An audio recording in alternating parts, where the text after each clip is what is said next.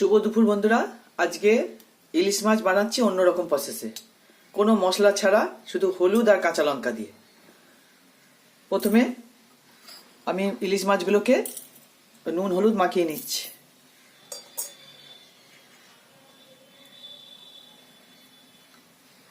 দিয়ে হালকা করে ভেজে নেব।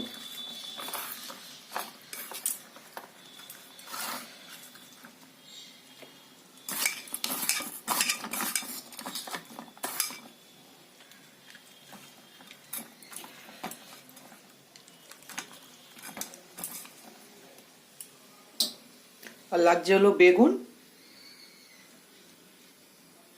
লাগছে চেরা কাঁচা লঙ্কা, আর লাগছে করে ভেজে তুলে রাখছি।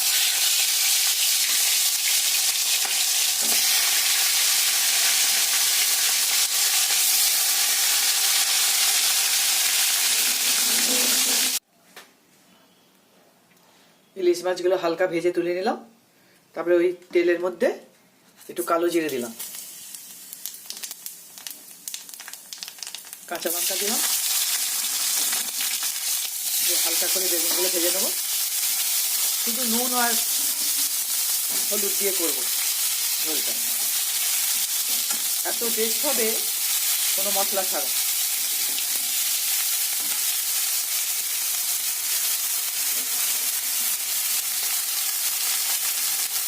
দেবো নুন,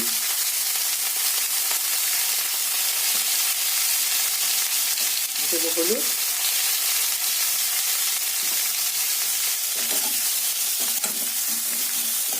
বেগুনটা একটু লাল লাল করে ভেজে জল দিয়ে দেবো। নামানোর আগে ইলিশ মাছগুলো দিয়ে নামিয়ে দেবো। এত সুন্দর টেস্ট হবে।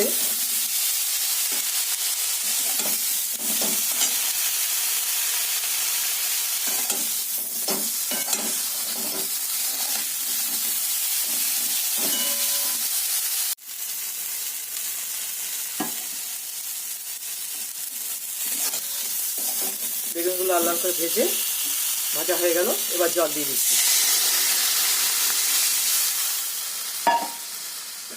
দিয়ে ঢাকা দিয়ে রাখছি।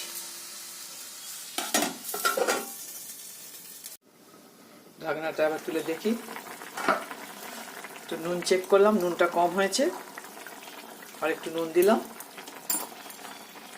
দেওয়ার পর মাছগুলো দিয়ে দিলাম, দিয়ে ফুটিয়ে নামিয়ে দেবো। দেখুন বন্ধুরা, শুধু মশলা ছাড়া হলুদ আর কাঁচা লঙ্কার চেরা দিয়ে ইলিশ মাছের ঝোল।